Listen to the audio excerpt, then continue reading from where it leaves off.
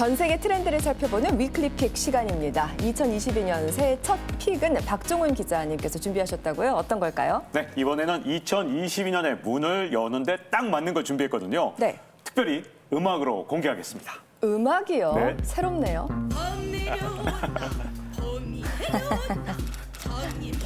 네, 바로 범 내려온답니다. 음악 맞습니다. 큰 짐승이 내려왔네요. 네. 올해가 호랑이 해죠. 네, 경쾌하게 내려왔습니다. 자, 우리가 백두산 호랑이라고 부르는 이 시베리아 호랑이가 네. 중국과 러시아에서 자주 출몰해서 지금 화제가 되고 있다고 하는데요. 먼저 영상으로 확인해 보실까요? 네. 자, 길이에서 갑자기 맞닥뜨린 존재, 호랑이입니다. 저렇게 맞닥뜨리면 무섭겠죠. 네. 너무 무섭죠. 자, 이번에는 새끼 호랑이거든요. 아, 새끼 호랑이도 나왔어요? 네, 좀 귀엽지 않습니까? 좀 키워볼 만하지 않을까. 아, 귀엽습니다. 네, 크면 대책이 없죠. 자, 시베리아 호랑이 보존을 위해서 국립공원도 지정했는데요. 네. 워낙 활동 영역이 큰 동물이다 보니까 공원 면적도 어마어마합니다. 어느 정도인가요? 자, 지금 지도에서 우와. 보시면 저 면적이 전부 다 지금 공원 면적이에요. 엄청난 면적이죠. 호랑이를 위한. 네. 예. 자, 중국과 러시아의 이런 노력 덕분에 개체 수가 2배로 증가했다고 하는데요. 저 일대에 약 600마리 정도의 시베리아 야생 호랑이가 서식하고 있다고 합니다. 아, 놀랍습니다. 이렇게 야생 호랑이 수가 늘어났다는 거는 좋은 일 아닌가요? 신년부터 좋은 소식인데요. 네, 시베리아 호랑이가 사실은 지난 100년 동안 무분별한 사냥도 있었고 또 벌채도 있었기 때문에 개체 수가 계속해서 줄어들면서 국제적으로 멸종 위기종으로 지정이 돼 그렇죠. 있거든요. 네. 그런데 이 시베리아 호랑이 가장 많이 분포한 러시아에서 시베리아 호랑이 개체 수를 늘리는 데 주력을 했습니다. 그래서 호랑이를 국가 보호종으로 지정하고 2012년에 호랑이 보호를 위해서 국립공원도 지정을 했고요. 그 다음에는 호랑이 전문센터까지 만들었거든요. 네. 자, 이런 노력들이 좀 성과를 내면서 개체 수가 좀 늘어났다고 볼 수 있겠습니다. 그렇군요. 네, 뭐 중국도 러시아와 함께 이 시베리아 호랑이를 이제 보존하기 위해서 여러 가지 노력을 하고 있습니다. 뭐 네. 연구 자료를 공유를 하기도 하고요.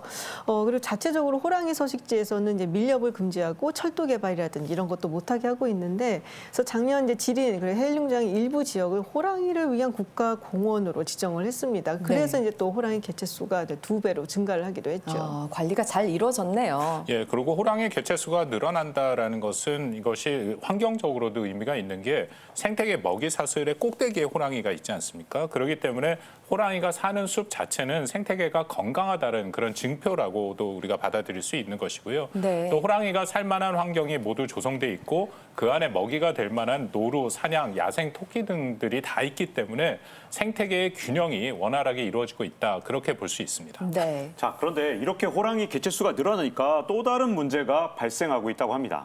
어떤 문제일까요? 자, 호랑이가 먹이를 찾아서 민가까지 내려옵니다. 아하. 자, 그리고 러시아에서는요, 버스에 치여서 숨지는 일까지 일어났어요. 중국에선 대낮에 논밭에 출몰하기도 하고요.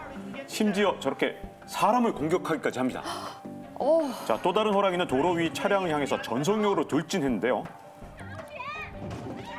자, 저렇게 그 충격으로 차 유리창이 깨지는 사고도 있었습니다. 아이고야. 저는 정말 영상으로 보는 것만 해도 무섭습니다. 개체 수가 늘어나는 건 너무 좋은 일이지만은 사람을 저렇게 공격한다면은 위험하지 않을까 걱정스럽거든요. 네, 저렇게 사건 사고가 자꾸만 일어나는 이유가 호랑이가 활동할 수 있는 영역이 좀 부족하기 때문인데요. 보호구역을 지정했다고 하지만 문제는 수컷 성체 호랑이가 한 마리가 네. 서울시 면적의 2배가 되는 지역이 필요하거든요. 암컷의 그래요? 경우도 중소도시만큼 필요하니까 예. 자, 그렇게 이 야행성인 호랑이가 낮에도 돌아다닐 수밖에 없고 또 먹이가 부족하니까 민가까지 나타나서 가축을 잡아먹는 일이 자꾸만 빈번하게 일어나는 겁니다. 살 곳이 부족하니까. 그런데 호랑이 한 마리가 사는데 저렇게 넓은 영역이 필요한지 미처 몰랐어요. 예, 조금 전 그 로드킬 영상에도 나왔듯이 저 도로 때문에 오히려 호랑이들의 사는 영역이 점점 좁아드는 이제 그런 문제도 있습니다. 네. 도로가 여기저기 생기다 보니까 도로들이 선을 긋듯해서 호랑이의 서식지가 이제 고립화된다라고 알려져 있고요. 그렇다면 일단 1차적으로 공간이 협소하니까 먹잇감이 점점 줄어들게 되고 네. 또 호랑이가 서식지를 옮기려고 해도 도로와 그 주변에 인간들이 서식하다 보니 인간들이 거주하다 보니까 이제 쉽게 옮겨가지도 못하는 그런 상황이 발생하는 것이죠. 그렇군요. 네. 거기다가 이렇게 서식지가 고립화되니까 가장 큰 문제가 다른 호랑이를 만나기가 정말 힘들잖아요. 그러니까 유전자가 자꾸만 이렇게 한정된 유전자만 만나게 되니까 문제가 뭐냐면 중국 전문가들이 네. 벌써부터 근친교배가 일어나면서 문제들이 일어나는데 이렇게 되면 앞으로 유전병이 생기거나 열성 유전자가 발현이 돼서 시베리아 호랑이의 지속 가능한 생존이 위협받을 수 있다. 이렇게 경고를 하고 있는데 문제점은 뾰족한 대책이 없다는 겁니다. 네, 정말 쉽지 않은 문제이긴 합니다만은 백두산 호랑이와 인간의 건강하고 아름다운 공존의 길이 꼭 열렸으면 좋겠습니다. 이렇게 첫 번째 픽 살펴봤고 계속해서 다음 픽도 볼게요. 김지민 박사님. 네, 제가 선택한 픽은 최근에 러시아를 떠들썩하게 만든 사건입니다. 함께 보시죠. 러시아네요. 네. 바로 스파이 급증입니다. 스파이요. 네. 첩보 영화 단골 소재 아닙니까? 러시아 네, 배경으로 많이 최근 나오고. 러시아에서 유명 가수 그리고 시민 단체들이 무더기로 스파이로 지목이 됐다고 합니다. 그래서 논란이라고 하는데요. 함께 영상 보시죠. 네. 네, 지금 크렘린궁 앞에서 푸틴을 비난하는 공연으로 아주 유명해진 가수 푸시 라이언. 근데 지난 연말 이들이 국가안보에 위협을 끼친다는 이유로 외국 대행기관에 지정이 됐습니다. 외국 대행기관이요. 네. 자, 법원 장면이 나오는데요. 지금 러시아의 대표 인권단체가 외국 대행기관법에 따라서 해산되기까지 했죠. 지난해에만 외국 대행기관으로 지정된 인물이 무려 94명, 그러니까 9배나 증가한 거라고 하는데요. 최근에 무더기로 지정이 되면서 좀 논란이 일고 있습니다. 네, 어떤 법이기에 이런 일이 발생한 건지 참 궁금합니다. лишение свободы и статус иностранного агента, все это в один день. И все это довольно симптоматично. В общем, в принципе, и того, и другого можно было ожидать. 그러니까 외국 대행기관으로 지정된 게 스파이라는 건가요? 잘 이해가 안 가요. 그러니까 이제 엄밀히 말하면 스파이라고 딱 잡아서 얘기를 하진 않아요. 그런데 이제 외국 대행기관법이라고 있는데 이게 이제 2012년 푸틴 정권 당시에 이제 제정이 된 그런 법입니다. 네. 그러니까는 외국의 지원을 받아서 정치적으로 활동을 하는 인물이나 뭐 단체 중에서 국가 안보에 위협이 되는 경우 그 활동을 규제할 수가 있다라는 법이에요.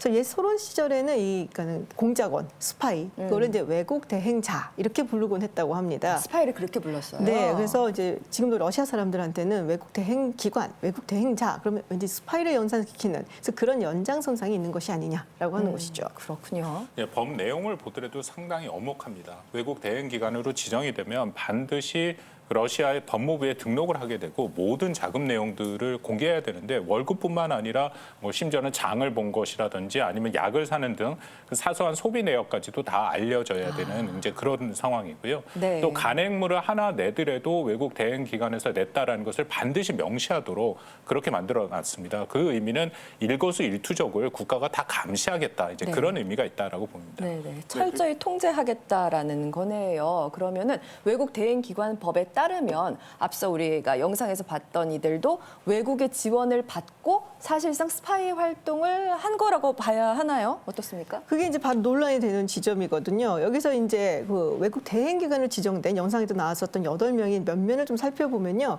이제 반 푸틴 노래를 부르는 가수라든지 아니면은 뭐 풍자 만화가라든지 또 외국과 미술품을 뭐 교환을 했었던 사람들 이런 사람들이에요. 그러니까 조금 이상하죠. 그리고 네. 그렇다면은 이게 이제 외국 대행 기관이나 대행자로 지정을 했으면 배후국이 어디냐라는 것을 밝혀줘야 되는데 외국이 어디냐? 그렇죠. 근데 그 부분에 대해서는 러시아 정부가 대부분 침묵으로 일관을 하고 있습니다.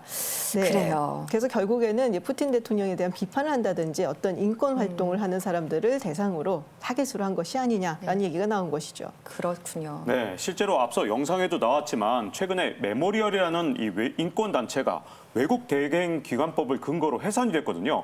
근데 이 단체가 스탈린 시절에 아주 악명이 높았던 강제 수용소 피해자를 비롯해서 국가가 행한 인권 침해 등을 기록하고 보존하고 있는 러시아에서 가장 유서 깊은 인권 단체거든요. 자, 게다가 이 외국을 어떤 대행하고 있다라고 볼 수 있는 근거가 없는데도 불구하고 아하. 러시아 검찰에서 외국 대행기관법을 적용해서 기소를 했고 그다음에 뭐 대법원에서 폐쇄하라는 그런 폐쇄. 판결까지 나온 거죠. 네, 여러모로 논란의 여지가 많네요. 그런데 이 외국 대행기관 지정이 예년에 비해서 지난 2021년에만 9배나 급증했다고 하던데 이건 또 왜 그런 건가요? 제 생각엔 최근 러시아를 둘러싼 대외 정세가 영향을 준 것이다라고 생각이 됩니다. 작년부터 우크라이나와 러시아가 아주 심각한 그런 충돌을 하고 있지 않습니까? 그렇죠. 그러니까 우크라이나가 미국과 유럽 등 서방 국가들이 주도하는 군사 동맹인 나토에 가입하게 되면 러시아 입장에서는 안보적으로 굉장히 큰 위협을 느낄 수밖에 없고 그리고 또 우크라이나를 시작으로 해서 앞으로 러시아와 국경을 맺은 다른 국가들도 어떻게 나올지 모르거든요. 그렇기 네. 때문에 러시아의 푸틴의 입장에서는 일단 내부 단속에 나서서 이런 잡음을 없애려고 하는 그런 노력을 하고 있다라고 판단이 됩니다. 네. 네, 맞습니다. 그리고 작년부터 사실은 이 반정부적인 웹사이트를 이렇게 차단을 하는 그런 탄압을 하기 시작을 했거든요. 왜냐하면 이제 온라인을 중심으로 해서 특히 젊은이들이 뭐 반정부적인 이야기, 또 네. 민주주의를 요구를 한다든지, 그리고 민권 탄압에 대해서 비판하는 목소리가 계속 나오고 있기 때문인데요. 그래서 이제 푸틴 대통령이 이걸 진압하기 위해서 이 외국 대행 기관법을 이용하는 것이다라는 얘기가 나오고 있습니다. 네. 다음 주에 지금 뭐 나토하고 미국하고 계속 실무회담이 굉장히 예정되어 있는데 아마도 이걸 더욱더 내부 단속에 나서지 않을까라는 우려가 좀 있습니다. 알겠습니다. 위클리픽 살펴봤습니다.